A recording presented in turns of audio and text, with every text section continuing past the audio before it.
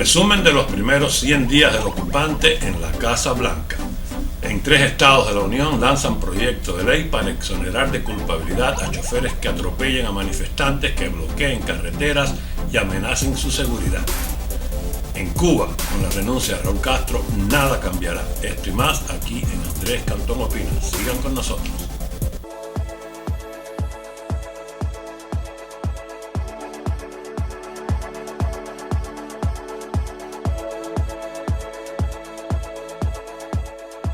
Hola mis amigos, bienvenidos una vez más a un nuevo programa Andrés Cantón Opina. Estuve fuera unos días por razones personales, ya estoy de regreso, tratando de mantener la secuencia de un video semanal, que es lo que me había propuesto y había prometido. Gracias a los nuevos suscriptores del canal, vamos creciendo despacio, pero vamos creciendo seguro. Les pido una vez más, antes de comenzar el programa, por favor, que aprovechen ahora mismo, una breve pausa les voy a dar, estoy aquí en cámara, aprovechen ahora mismo, suscríbanse por favor y dejen un like, es lo único que hace falta, y después que termine el programa, compártanlo. ¿Ya lo hicieron? ¿Se suscribieron? ¿Dejaron un like? Bueno, no ha empezado el programa para que dejen un like, a lo mejor no les gusta, pero por lo menos suscríbanse al canal. Hablando de los primeros 100 días del ocupante en la Casa Blanca, tenemos un pequeño, muy breve resumen de cuáles han sido los desastres, no se puede llamar de otra manera. Escogimos 17 puntos para pasarles muy por encima, no los podemos analizar uno por uno. En estos primeros 100 días que lleva el ocupante en la Casa Blanca, lo más significativo, y no lo primero, pero sí ha sido muy destacado, ha sido la mega crisis que ha creado este señor en la frontera. El segundo punto en estos 100 días fue lo primero que él hizo cuando llegó a la Casa Blanca, que sentó un récord de leyes ejecutivas que ningún presidente lo había hecho. Me recuerdo que él dijo que un presidente, refiriéndose a Trump, que dictara que gobernara basándose en leyes ejecutivas, no era democracia, era un tirano. Pues él superó en el primer día y después en los siguientes 100 restantes con creces, no solo a Trump, a cualquiera de los gobernantes de la nación. Y la mayoría de estas leyes, para nadie es secreto, que fueron destinadas a desmantelar todo lo que había dejado la administración Trump.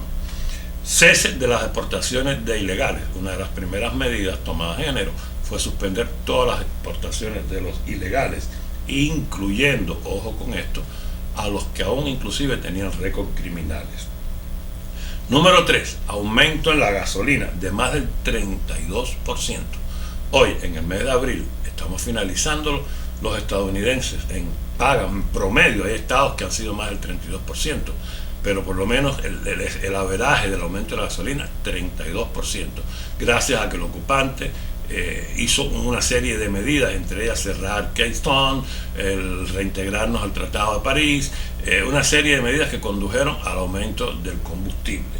En el número 4, consecuencia del combustible, además consecuencia de toda una serie de medidas equivocadas, como la promesa de seguir imprimiendo dinero para mantener supuestos paquetes de alivio. Ya se han dado 3, este señor busca el cuarto, y aún se habla de un quinto. ¿Saben cuánto subió la inflación en los Estados Unidos en solo 90 días, señores? 100, vamos a ser objetivos. En 100 días, 0.9. Tal vez no le parezca mucho, pero el 0.9 significa que de cada dólar le está perdiendo usted 9 centavos, que antes no los tenía que gastar. Y esto va a seguir en aumento según muchos analistas. El número 5 destacan obviamente, y esto es indiscutible, el aumento de las tensiones raciales. Black Lives Matter, Antifa, que aunque no se ha oído hablar mucho de ellos últimamente, por lo menos en el último mes, se ha destapado una ola de tensiones raciales, sobre todo esta nueva corriente antipolicía que parece estar de moda en el país. Y esto debería ser un programa especial, sobre todo la serie de injusticias e irregularidades que se están cometiendo. Para nadie es un secreto, no vamos a exonerar de que el oficial Derek Chauvin tal vez actuó con excesiva fuerza. Yo no soy juez ni tengo todos los elementos, pero sí está sentado que este jurado tomó la decisión de encontrar culpable de los 3 cargos al policía, basado no en los facts que se ofrecieron. Si esto hubiera sido así, tal vez hubiera salido con un cargo, el tercer cargo que se le imputaba, que que era de manslaughter involuntario, que conllevaba 4 años de cárcel. Lo condenaron a los 3, y era el miedo que tenían estos jurados a la cacería, al desastre, al destrozo que se iba a convertir en este país si no se condenaba con todo el peso de la venganza y de no ser objetivos al policía Chauvin. Y no me refiero, no estoy diciendo que este policía haya sido un santo, me estoy refiriendo al aspecto legal de este juicio, que los cargos que se imputaron y por los cuales se encontraron culpables en los 3 casos fueron una presión. Aquí no hubo verdadera justicia, esto fue un linchamiento. Regresamos en el número 6, aumento de impuestos a las corporaciones. Esto lo hablamos en el último programa. Esto también es parte de la inflación y va a ser en el futuro pues parte de un gran desempleo en la nación y pérdida de capacidad económica en los trabajadores americanos. Cuando las corporaciones ahora le suban los impuestos brutalmente, porque la subida es como un 21, un 28, un 7%, pues muchas de estas corporaciones van a cerrar sus negocios o van a disminuir. La que tenía 8 negocios va a tener 2 y la que tenía 3 va a tener 1. Y esto representa pues pérdida de empleo, y esta fuerza laboral va a tener que ser reabsorbida en empleos de menos recursos económicos. Esto va a traer un crash en la economía. Esto es parte de los famosos logros, como lo han llamado algunos medios, pero para mí es un desastre de la administración del ocupante. El 7 lo mencioné antes como una consecuencia, pero está entre las medidas que él tomó, cerrar el oleoducto de Keystone, lo que trajo por consecuencia el aumento del costo de la gasolina. El 8, paralizar la construcción del muro fronterizo, lo que también es consecuencia del desastre, el caos que está pasando en este momento en la nación americana en la frontera. Dramático aumento sería el número 9, el número de ilegales menores de edad, señores, que están en este momento retenidos y se han tenido que crear albergues. Se usó un campo petrolero en Texas abandonado, el centro de convenciones en Houston, en fin, no se da abasto. Estos niños están siendo enviados por sus padres, y voy a decir que irresponsablemente, y asumo responsabilidad por lo que estoy diciendo. En los Estados Unidos hay una ley, y los que tengan hijos en edad escolar lo saben. Si usted deja a su hijo solo en la casa, cualquier niño que sea menor de 15 años de edad, usted lo deja solo en la casa y está desatendido, y vamos a hablar de 15 para abajo, usted deja al hermanito de 15 cuidando al de 7. Un trabajador social, un verification officer en una escuela, cualquier persona, un vecino, le llama a la policía y dice que hay 2 menores en la casa solo. Viene la policía, y estoy hablando porque sé lo que estoy diciendo, por razones de trabajo, pasé por estas situaciones. Llega la policía, llega DIFUS, llega todo el mundo, llegan trabajadores sociales, llegan los verification, los truancy officers de las escuelas. Estos niños son removidos de su casa, se mandan a hogares sustitutos, los padres van arrestados, tienen que pagar multa y se somete a una investigación. En los Estados Unidos es delito abandonar un menor. Sin embargo, los padres que envían menores a través de la frontera irresponsablemente no es un delito. Estos menores son ubicados en los Estados Unidos, corren peligro en estos albergues, porque donde hay niños grandes con malas costumbres, hay niños chiquitos que son inocentes. O sea, hay una serie de problemas que conlleva esta decisión de tener toda esta cantidad de niños en albergues, en prácticamente prisiones, y esto es gracias al ocupante de la Casa Blanca. El incremento ha sido brutal. En este momento las cifras, les voy a dar la última que teníamos eran más de 67,000, pero esto está subiendo día por día porque los padres, estimulados por la irresponsable política del ocupante, mandan sus hijos a cruzar la frontera, los mandan con coyotes, los mandan solos, los mandan con un pariente, con la esperanza que estos niños, una vez que se queden aquí, pues los van a reclamar a los padres. La eliminación, este es el número 10, la eliminación del Tratado de Cooperación entre México, Guatemala y Estados Unidos, que había creado el presidente Trump, precisamente para impedir el paso de ilegales por la frontera. Guatemala y México estaban cooperando para detener el flujo de inmigrantes centroamericanos que estaban cruzando. Pues uno de los logros del ocupante fue eliminar este tratado, lo que ha traído, por ende, todo este paquete de problemas que estamos atravesando en la frontera y que por ende amenazan nuestra seguridad nacional. El número 11, y esto de verdad que a mí por lo menos en lo personal hiere mi sensibilidad y creo que va a herir la de muchos. El gobierno del ocupante de la Casa Blanca aumentó los fondos federales, dinero suyo y mío, para incrementar las investigaciones y los abortos. Específicamente, sobre todo, hay muchas agencias beneficiadas, pero la más beneficiada es Planned Parenthood. Aparte de enviar dinero y fondos federales para los abortos, pues se está estimulando también la investigación con los fetos que resultan de estos abortos. Esto es macabro, pero es real y es público, lo pueden buscar. No les estoy diciendo mentiras, ni estoy siendo sensacionalista, ni estoy exagerando y subiendo la parada. Esto es real. El gobierno en este momento de la potencia número 1 de los Estados Unidos dedica una gran cantidad de fondos y dinero para incentivar, sufragar, pagar, costear abortos y además investigaciones con fetos que resultan de estos abortos. Para nadie es secreto que muchísimos estados están aprobando y aprobaron la investigación, lo que le llaman late abortion, en mamás que tienen ya hasta los 8 y 9 meses de embarazo. Esto es un crimen, pero eso es lo que está pasando. En el número 12 ubicamos los ataques frontales. El Congreso, la escuadra, Pelosi, compañía, el ocupante, Harris, están empeñados en atacar la segunda enmienda. La segunda enmienda de la Constitución garantiza el derecho de los ciudadanos estadounidenses de portar armas, de hacer uso de armas. Se está culpando a una serie de hechos que han sucedido, tiroteos, muertes por el uso de armas de fuego. Pero señores, esto no es nada nuevo, siempre ha pasado. Y no pasa porque las armas aquí sean legales y existe una segunda enmienda. Los criminales siempre tendrán acceso a las armas. La mayoría de las muertes, cuando sucede un tiroteo de uno de estos locos, como lo que pasó en FedEx, se le da una tremenda cobertura de parte de los medios. Precisamente los medios liberales, para tratar de ubicar que todos estos problemas de la segunda enmienda y nuestro derecho de tener armas. Pero para nadie es secreto que los criminales tienen armas. Uno de los estados donde más crímenes por armas de fuego hay es en Chicago. Y las armas con que se cometen estos crímenes son AK-47.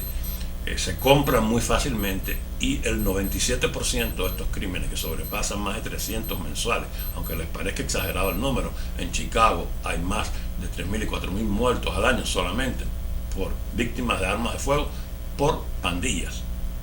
O sea, usted es un ciudadano honesto, respetuoso de la ley, sale a la calle con la mano en los bolsillos, viene uno de estos locos y le mete una ráfaga acá en la cabeza.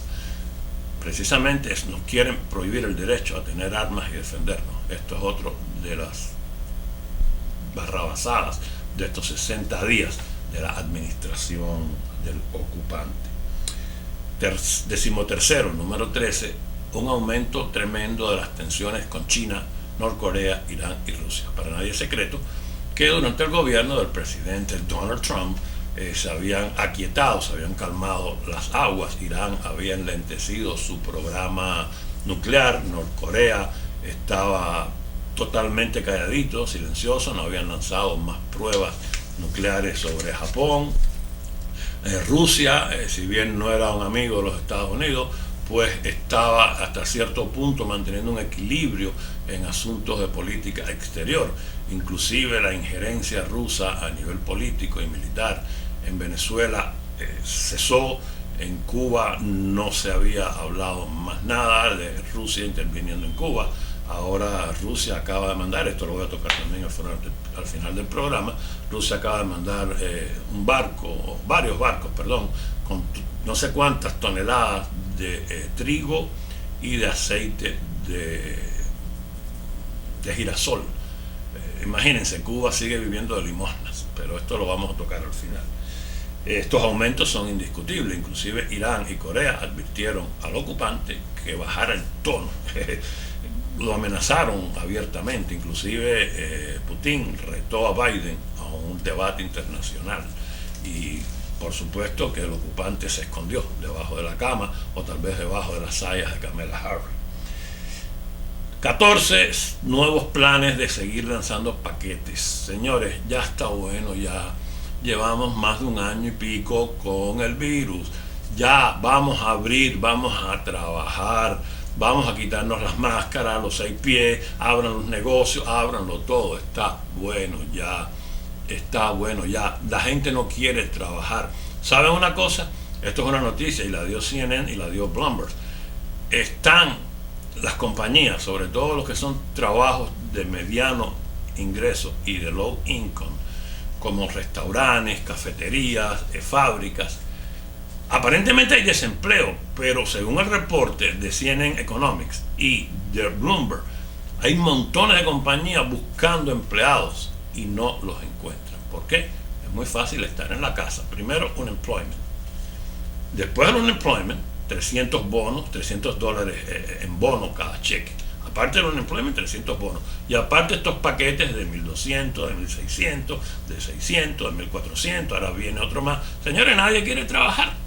¿Quién va a querer trabajar si están ganando más en la casa que teniendo que levantarse a las 7 de la mañana y pasarse 8, 9 o 10 horas en un trabajo, en una oficina, en un taller o en una fábrica? El mismo problema tenemos con las mamás. Cada vez que se manda una encuesta a las casas, en la mayoría de los lugares, las mamás dicen, no, yo quiero que mi hijo siga en educación virtual. ¿Qué pasa? La mayoría de estas mamás, porque lo aprobó la ley, tienen derecho, si las escuelas están cerradas, a no mandar a sus hijos a la escuela, que tienen que quedarse en la casa y lo tienen que cuidar. Por lo tanto, califican para un seguro de desempleo. Mamá quiere quedarse en casa, cogiendo el desempleo, los $300, más todos estos paquetes, feliz y contenta. Así más, nunca las escuelas van a abrir. Esto es tiempo ya de que esta insanidad se acabe. En Texas, las escuelas están abiertas desde septiembre. Se reportan casos de COVID. ¿Y qué pasa? Los mandan a la casa por 14 días y después regresan. No se ha muerto nadie, no se acabó el mundo. Las escuelas en Texas están operando 100%. Texas, Florida, Iowa, Wyoming, Wisconsin, hay un montón de estados que ya eliminaron las máscaras, eliminaron las restricciones y están pretendiendo lograr regresar a la normalidad. Pero mientras el gobierno del ocupante no diga, y oficialmente el gobierno federal decrete el fin de esta insanidad, de estas restricciones absurdas que ya pasan del límite, los Estados Unidos van a seguir estancados y vamos a seguir viviendo con los restaurantes abiertos al 25%. Estoy viendo los estadios ahora que empezaron los juegos de las grandes ligas vacíos, 1.500 personas habían la noche anterior en el juego entre los Yankees y los Nacionales, entre los Mets y los Nacionales de Washington. Habían alrededor de 1.000 y pico personas, un estadio que tiene capacidad para 46.000. Se está perdiendo dinero, la gente está obstinada de estar encerrada, de estar siendo gobernada, enmascarada. Ya es hora de que esto se acabe. Esto en los 100 días lo que se hizo fue intensificarse en vez de bajarse el tono. Después hay un plan grotesco y macabro, y digo macabro porque voy a explicar por qué. El gobierno federal, Nancy Pelosi y un grupo de gente, sobre todo congresistas demócratas, están empujando un proyecto para convertir a DC, Washington DC, en un estado. Primero, convertir o crear un nuevo estado en la Unión Americana es ilegal, de acuerdo a la Constitución. Para que esto sucediera había que forzar una serie de mecanismos, hacer enmiendas. Sería un proceso realmente complicado y desgastador. Pero ¿qué pasa? ¿Cuál es este grandísimo interés que tienen los demócratas de convertir a DC en un estado? Primero van a conseguir, van a tener un senador, dos senadores más. Dependiendo cómo diseñen el distrito, sería la cantidad de congresistas. En un lugar tan pequeño tal vez tengan 4, tal vez tengan 3, no sé, pero es poder que quieren tener los demócratas, aumentar la cantidad de senadores y aumentar la cantidad de congresistas, y además tener un estado más que por muy pocos votos electorales, ponga usted que le dé 3, le dé 4, le dé 5, van a ser votos que van a tener en las elecciones. Esto es una maniobra política a todas luces, querer convertir a Washington DC, donde está la capital del gobierno, que es 99.9 demócrata, y aparte que es 99.9 demócrata, es un distrito que se ha caracterizado por cosas increíbles. Hace años el alcalde de Washington DC fue arrestado en un hotel con heroína, morfina, y se estaba inyectando. Había de todo, habían prostitutas, Lo arrestaron, salió a la luz pública, fue todo probado, tuvo juicio. Para no hacer la historia larga, el pueblo de DC volvió a reelegir a este señor alcalde de su ciudad. Ya se pueden imaginar los valores de Washington DC. Esto es lo que quieren los demócratas, convertir a DC en un estado. ¿Y para qué seguir, señores? Esto es el pequeño resumen que hicimos de los primeros 100 días del ocupante en la Casa Blanca. Ahora, pasando a otro orden de cosas, hay una ley que ya se aprobó en Iowa. También la están lanzando en Florida y en Oklahoma. Hay 3 estados: Iowa, Florida y Oklahoma. Y oigan bien, ¿saben esta ley en qué consiste? Usted es un chofer, se ve atrapado en una carretera, en una calle, en una ciudad por un grupo de manifestantes bloqueando la carretera, bloqueando las calles. Golpean su carro, se acercan a su carro de manera amenazante, agresivamente, como ha sucedido en todas estas manifestaciones de Black Lives Matter. Usted, en estos 3 estados al menos, le puede pasar por arriba con el carro y no le pasa absolutamente nada. Es que más, no lo van ni a presentar cargos. ¿Por qué? Usted se siente amenazado y está defendiendo su seguridad personal y está actuando en defensa propia. Ya hay un precedente, ya esto pasó en Tulsa. En Tulsa, un conductor de un camión se vio en un highway rodeado de Black Lives Matter. Empezaron a golpear el camión, trataron de abrirle la puerta, el señor aceleró el camión y se llevó por delante con un paquete. La fiscalía en Tulsa no presentó cargos. Este señor lo arrestaron al momento y a las 2 horas salió sin cargos. Y a partir de aquí es que se están elaborando estas leyes. Es hora ya de que terminen los desmanes, el descontrol, y que la nación americana recupere el control de sus calles y la seguridad de sus ciudadanos. Yo soy uno que en este momento, yo personalmente, tengo miedo de ir a Manhattan. Yo tengo uno de mis doctores en Manhattan y tengo miedo de cruzar el puente, lo mismo Lincoln Tunnel que el Washington Bridge, y encontrarme con una manifestación que se dan a diario. El sábado hubo una en el Columbus Park y hubo montones de gente arrestados, defecaron en las estatuas, escribieron lemas antipolicía. Cualquiera que pasa por Manhattan, en Times Square sobre todo, que es el corazón de Manhattan, de la Gran Manzana, y es una de las salidas del Lincoln Tunnel, puede verse envuelto fácilmente en una de estas manifestaciones súper agresivas de Black Lives Matter, donde le van encima, a su carro, golpean su carro, le pinchan las gomas, rompen cristales. En Nueva York, por supuesto, estas leyes que están sacando en Florida, en Oklahoma, en Iowa, no las van a tomar porque todo el mundo sabe que New York, New Jersey, la mayoría de estos estados acá arriba son extremadamente liberales y son demócratas. Al contrario, defenderían tal vez a los manifestantes. Pero es bueno que esto pase y empiece a hacerse sentir en la nación americana que hay un sentido de que basta ya de impunidad, que el ciudadano honesto, que el ciudadano decente, que el ciudadano que está en la calle trabajando, que va a visitar su familia, que está con su gente pasando un día en la calle, que regresa a casa, se vea rodeado de una turba enloquecida, una turba de manifestantes, entre comillas, que están tratando de agredirlo. Sencillamente le pasa por arriba con el carro y no pasa nada. Esto está, ya les digo, Iowa, Florida y Oklahoma. Y muchos estados tal vez pues empiecen a sumarse. Han habido solamente en el verano que pasó, solamente vamos a hablar del verano, según reportó USA Today, 104 incidentes de personas que fueron agredidas en manifestaciones. Lo dice USA Today, no lo digo yo.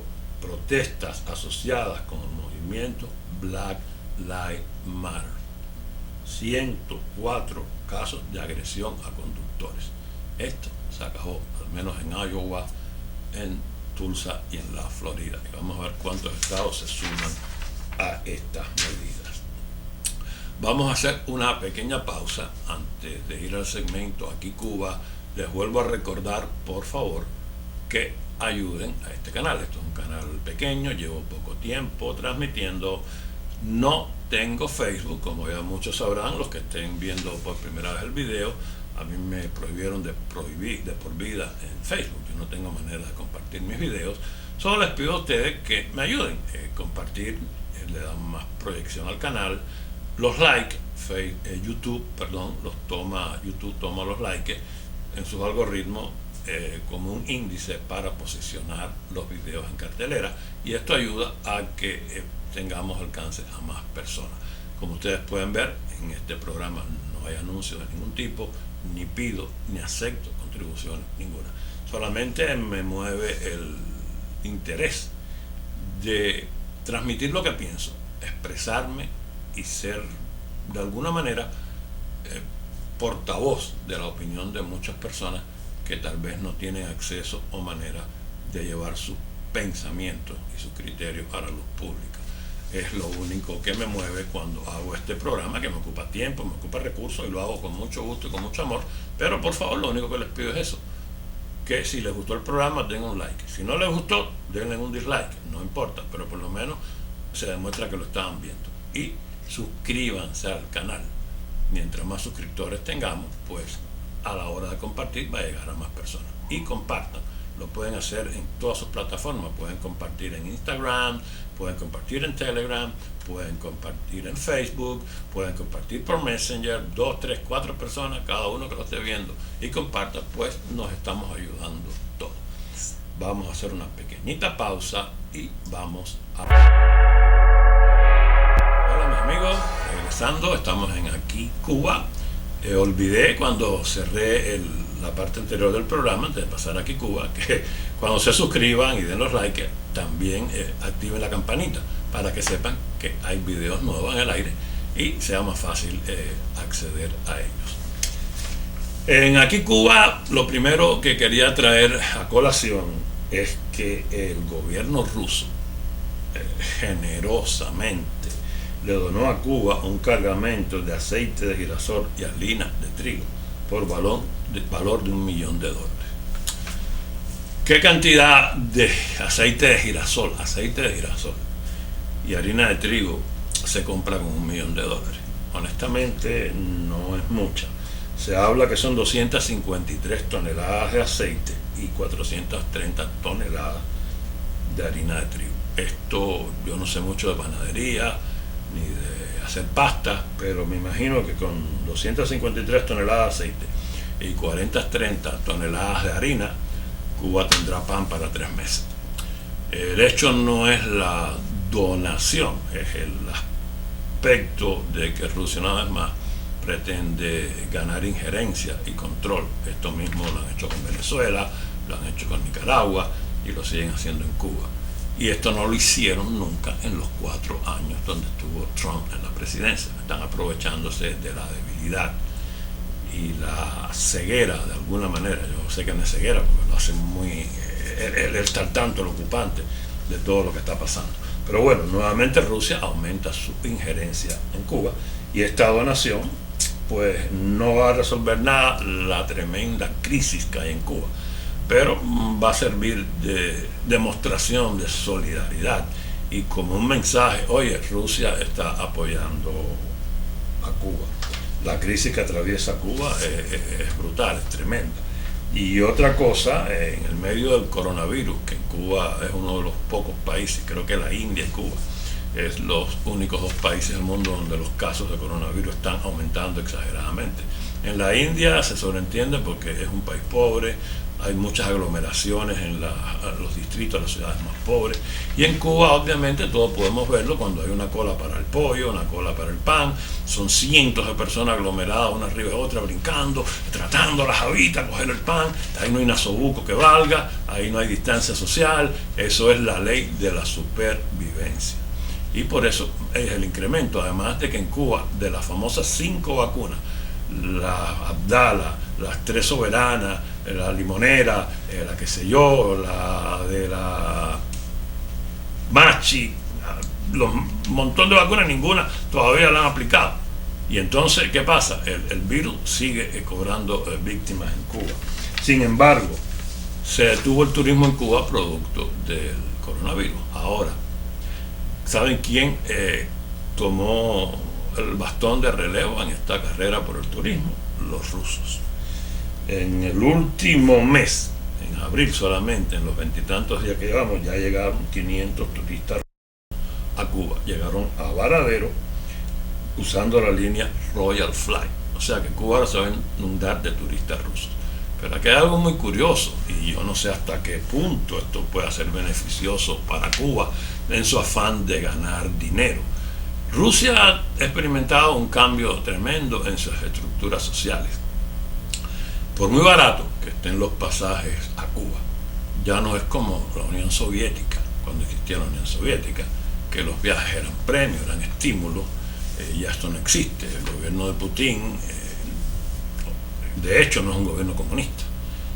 Si ven la constitución rusa, ven la estructura del gobierno, técnicamente no es comunista. Los que estén viajando a Cuba como turistas, los rusos que están viajando a Cuba como turistas, son gente que tienen dinero.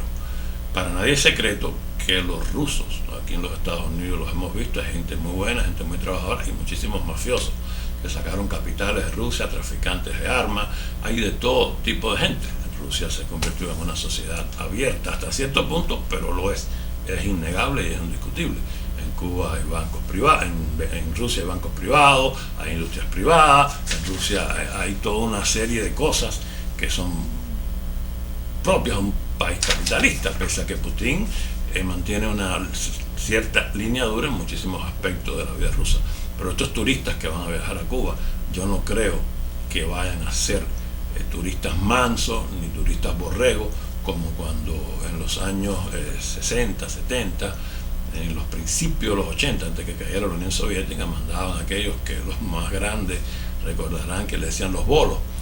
Le decían los bolos porque todos, sin excepción, llevaban una camisa blanca, un pantalón negro, se parecían a los bolos de jugar bowling, unos zapatos negros y una tremenda pesta de grajo. Esos eran los turistas que enviaba a Rusia. Ahora va a ser muy distinto. Esto puede convertirse tal vez en un arma de doble filo. Y hablando de Cuba, antes de pasar a otro tema que quería tocar, en Venezuela, la renuncia de Raúl Castro, renuncia porque no fue que se retiró, renunció. Y pueden verlo, buscar los noticieros cubanos. De vez en cuando hay que leer y hay que ver las cosas de allá para poder ver la versión de ellos y poderlos combatir. Raúl Castro renunció y mucha gente, sobre todo la prensa liberal en los Estados Unidos y en el mundo entero, están hablando de una Cuba sin Castro, que se avecinan cambios, que ahora va a ser diferente. Señores, en Cuba no va a cambiar nada. Primero les voy a decir algo. Las últimas palabras en la clausura del 8º Congreso del Partido Comunista de Cuba. Esto está escrito y lo pueden buscar. Díaz-Canel, al clausurarse el Congreso, felicitó, la misma muela que dan siempre, y sus últimas palabras, que fueron las que cerraron el 8º Congreso del partido, fueron, y cito textualmente, después de dar los agradecimientos correspondientes, dijo: y seguiremos consultando todas las decisiones trascendentales del país con el general de ejército Raúl La China Castro. Bueno, lo de La China, perdón, me equivoqué. Seguiremos consultando todas las decisiones trascendentales de Cuba con el general de ejército Raúl Castro. Aquí no cambió nada. Van a seguir consultándolo todo con Raúl. No va a cambiar nada. Pero sí hay algo en lo que yo me aventuro a lanzar mi humilde opinión. Raúl Castro va a seguir controlando el país. Para nadie es secreto que entre los miembros nuevos del partido colocó a su ex yerno, o sea, uno de los maridos que tuvo una de sus hijas. En Cuba en este momento, Raúl Castro mantiene la hegemonía. Mi esposa, casualmente, hablando con ella, me habló de que en Cuba pues mucha gente estaba chupando la teta de la vaca y no iban a querer despegarse. Esa analogía la encontré muy buena, porque yo simbólicamente ubico a Raúl y a Fidel como las vacas, que generosamente le daban sus tetas a sus generales, a los grandes cuadros del partido. Pero cuando estas vacas no estén, mi opinión, va a haber una avalancha de esos grandes generales, de esos coroneles, de estos personajes que van a querer coger su propia teta, y no va a haber vaca. La teta va a ser el país cubano, y va a haber una lucha por el control del poder. Esto es lo que yo me aventuro a decir.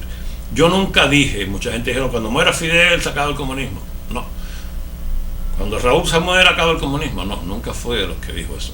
Pero sí, veo la posibilidad, y estoy casi seguro, que a la muerte de Raúl Castro, que está bien enfermo, tiene cáncer en el colon, cirrosis, cáncer en el esófago, está hecho un asco.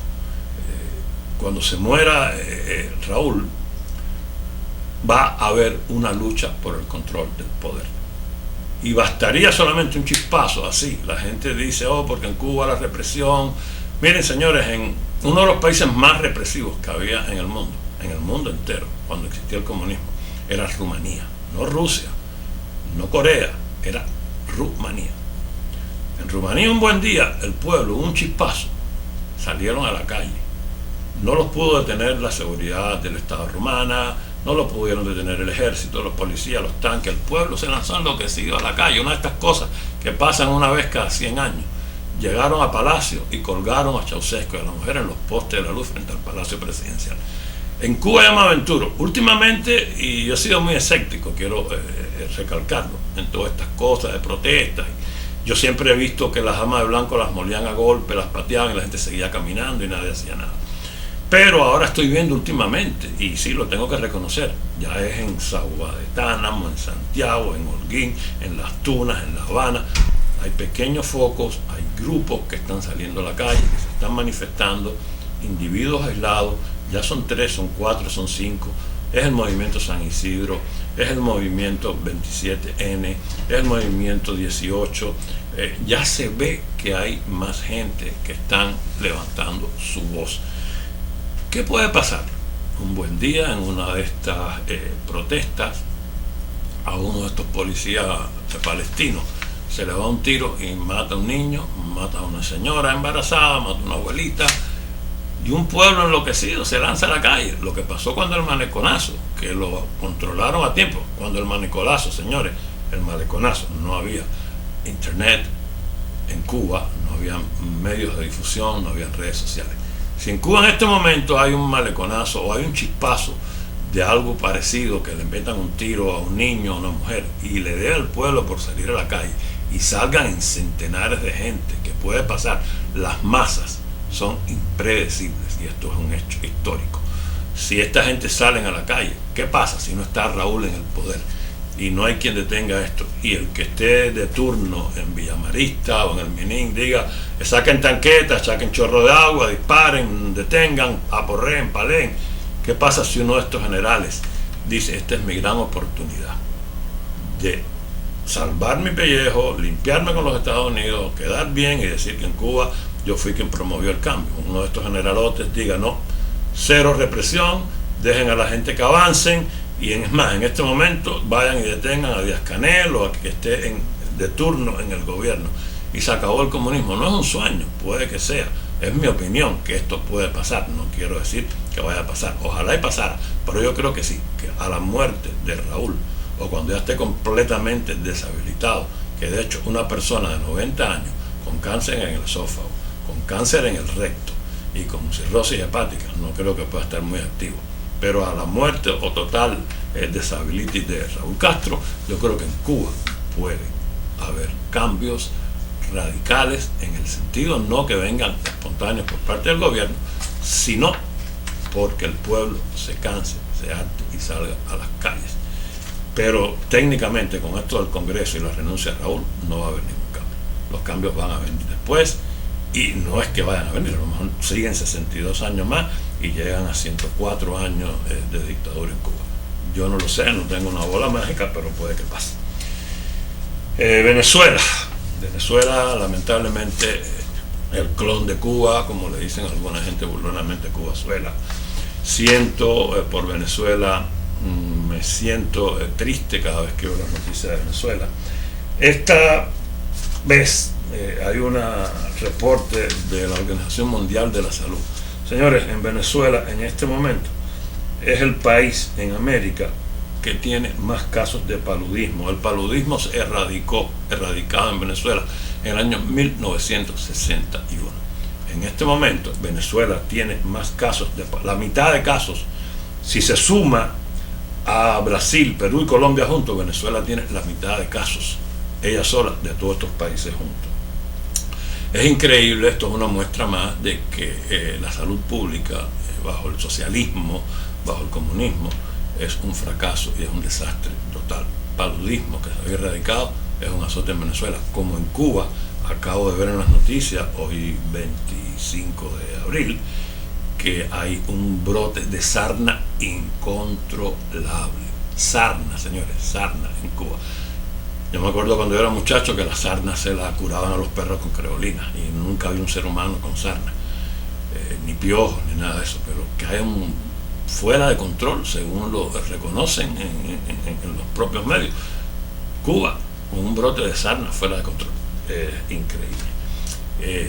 Venezuela, también, otro de las noticias relacionadas a Venezuela, podemos decir que el presidente Iván Duque reiteró en la cumbre iberoamericana un llamado a elecciones libres en Venezuela y que se cree un gobierno de transición y que exigió la renuncia de Maduro. Esto, por supuesto, es simbólico, muy bonitas las palabras de Duque, pero esto pasó con Cuba, le pidieron la renuncia a Castro, lo votaron de la ONU, y llevan 62 años en el poder, como en Venezuela llevan 20 y tantos ya, y mientras sean palabras y no hayan acciones, nada va a cambiar.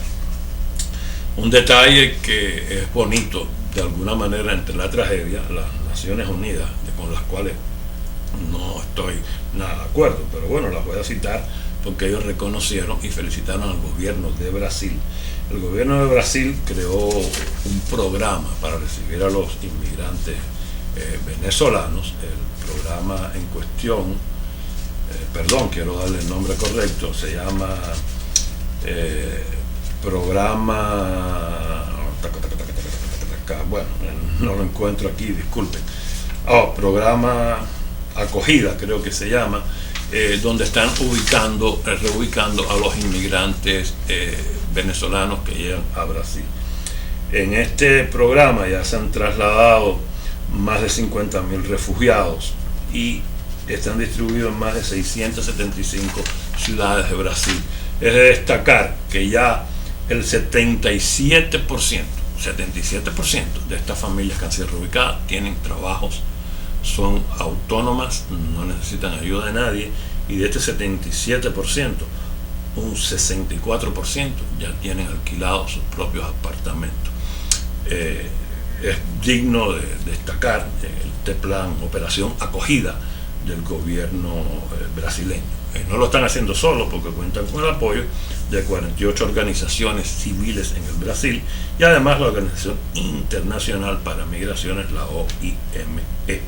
En este momento cabe destacar, señores, que en Venezuela, con una población de aproximadamente 13 millones de habitantes, hay en el exilio, como inmigrantes o exiliados, 5.5 millones de venezolanos en el exterior. Y hay algo que quería, antes de cerrar el programa, sobre Cuba, regresar a Cuba, y es que me llamó la atención, y es un comentario que quiero hacer. En los últimos días, el noticiero cubano y a través también de Televisión Caribe, este sujeto, Humberto qué sé yo cuánto, que es un tipo deleznable, ha estado atacando a la oposición cubana, y me llamó la atención y lo voy a poner parte en un video. Cogieron 3 casos porque el congresista de la Florida, Marco Rubio, el senador Marco Rubio, pues planteó su defensa a estos señores que están siendo detenidos arbitrariamente en Cuba. Me llamó muchísimo la atención de qué manera tan absurda el gobierno cubano se empeña en asesinar moralmente la credibilidad de los opositores. Hay un caso que va a estar en pantalla, es un muchacho de 31 años, y ustedes ven el récord que le ha fabricado el gobierno cubano. Digo fabricado porque si tienen 2 dedos de frente se van a dar cuenta cuando lean la pizarra. A este muchacho lo acusan primero de porte de armas blancas. Lo acusan en el año 2012 de propagar una epidemia en Cuba. Si propaga una epidemia en Cuba, tendría que ser a través de medios químicos muy sofisticados. Alguien tiene que haberle dado ampolleta, le tienen que haber dado los vectores. Esto sería un caso, señores, de 30 años de cárcel, alta traición. Pues inexplicablemente este muchacho, después del 2017, del 2012, inexplicablemente no, porque esto es una mentira todo lo que han formado, pero hay que leer, que es lo que mucha gente no hace, ni en Cuba ni en el exterior. Leen la pizarra y dicen, oh wow, todos los opositores cubanos son delincuentes. A este muchacho lo acusan, ya les digo, de haber distribuido, propagado una epidemia con fines de hacerle daño a la revolución y a la población civil. Lo acusan de porte de armas, lo acusan de abusos lascivos. Abusos lascivos es tocar, morbosear, tratar de violar a alguien sin llegar a haber penetración. Lo acusan más adelante, nada más y nada menos que de pedofilia con uso de la fuerza. O sea, no es solo abusar de un menor, sino hacerlo con uso de la fuerza. Hay un montón, ustedes ven la lista ahí en la pizarra. ¿Ustedes creen que una persona en Cuba, que los años, cuando tiran condena, los tiran de 20 en 20 y de 10 en 10, del 2012 al 2021, con delitos de propagación de enfermedades, con delitos de violación a menores, con delitos de abuso lascivo, con delitos de porte de armas, un montón, y no va a estar preso? Marco Rubio, vamos a ver uno de ellos, Adrián Miguel Góngora Santiesteban, 31 años, reparto Victoria, Las Tunas. Vean, multado por propagación de epidemia en el año 2012, sancionado por el delito de abusos lascivos en el 2015, multado por tenencia de arma blanca en el 2017, sancionado por el delito de pederastia con violencia en el 2017. Ha sido advertido en 4 ocasiones por no poseer vínculos estudiantiles o laborales y por su conducta y relación con elementos antisociales. Son 3. Veamos al otro.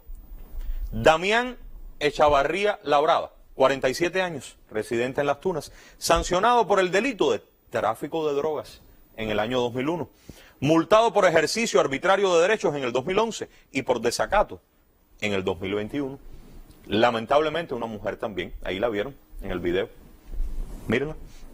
Taimir García Meriño, tiene 42 años, desvinculada, residente en Las Tunas, sancionada, Taimir, por el delito de robo con fuerza en 1995, advertida en 1999 y en 2 ocasiones en 2003 por asediar al turismo. Multada por el delito de atentado, fíjense la relación y ahora también con las autoridades. Bueno, ella ha sido multada en el 2003, en el 2005, en el 2010 y en el 2019, pero también ha sido multada por el delito de lesiones en el año 2006, multada por el delito de receptación en el año 2010 y sancionada por robo con violencia en el año 2010. Delincuente. Es muy fácil escribir una pizarra para hacer daño y asesinar la moral de los opositores y descalificarlos. Y esto lo vemos con todos los opositores. Si usted se pone a ver, en Cuba ningún opositor es honrado ni es honesto. Todos son delincuentes, todos son drogadictos, son traficantes, según el régimen cubano. Esto es un método que no lo inventaron los comunistas cubanos, esto lo creó la KGB, que eran los famosos asesinatos de carácter. Pero en Cuba ha aumentado el tratar de descalificar a la oposición. Y eso es algo que tenemos que estar muy alerta, porque mucha gente cae en la trampa. Estas acusaciones, señores, son totalmente, o en la mayoría de los casos, totalmente infundadas y falsas. El régimen cubano ya no sabe qué más va a hacer. Están atravesando una de las crisis mayores en su historia, están atravesando por primera vez por el pueblo rebelándose de alguna manera, están atravesando por que existe internet, existen redes sociales y ya no es tan fácil acallar la opinión o esconder las cosas que hacen. Desde lo que pasó en San Isidro cuando mataron a palo al perrito de un opositor, hasta la agresión a mujeres indefensas, lo que hicieron con Michael Osorbo, lo que hicieron con este muchacho Luis Robles, que le están pidiendo 7 años por sencillamente tener un papel de cartucho escrito las palabras libertad para los presos políticos bajo Díaz-Canel. Tuvieron los riñones de decir que este muchacho enfrentó y resistió el arresto, y los videos. Por eso les digo que las redes sociales es uno de los enemigos más grandes que tiene la dictadura cubana. Se ve que el muchacho, desde el momento que lo interceptan en la calle San Rafael, en el Boulevard, y lo van a detener, el muchacho nunca ofreció resistencia, caminó tranquilamente respetuosamente hasta el auto de la patrulla donde lo montaron. Sin embargo, lo acusan de desacato a la autoridad, lo acusan de no sé cuántas cosas, y por el hecho de tener un simple papel cartucho con una frase anticomunista, antidictadura escrita, le están pidiendo 7 años de cárcel y creo que le van a dar 6. Señores, Cuba va a seguir siendo Cuba. Esperemos que de verdad en algún momento pase algo que borre toda esta ignominia y toda esta tristeza en que nos han sumido por 62 años.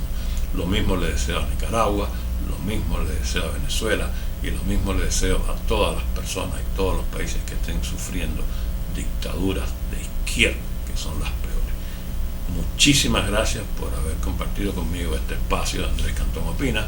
Les pido una vez más, antes de cerrar, señores, por favor recuérdense compartir el programa, suscríbanse al canal, es muy sencillo, van abajo, aprietan suscribir y listo, activan la campanita y den un like si les gustó el programa. Si no les gustó, pues le dan un dislike, me da igual, señal que participaron. Cualquier sugerencia, cualquier crítica, siempre y cuando sean basadas en el respeto, ahí pueden dejarla en comentarios, y siempre he tratado de contestar a lo que me preguntan o a lo que escriben. Estoy abierto al diálogo con cualquiera, siempre y cuando sea basado en el respeto. Acepto críticas, acepto sugerencias y acepto sus opiniones con el mayor gusto del mundo. Ha sido un placer, les deseo lo mejor, un gran abrazo y hasta la próxima.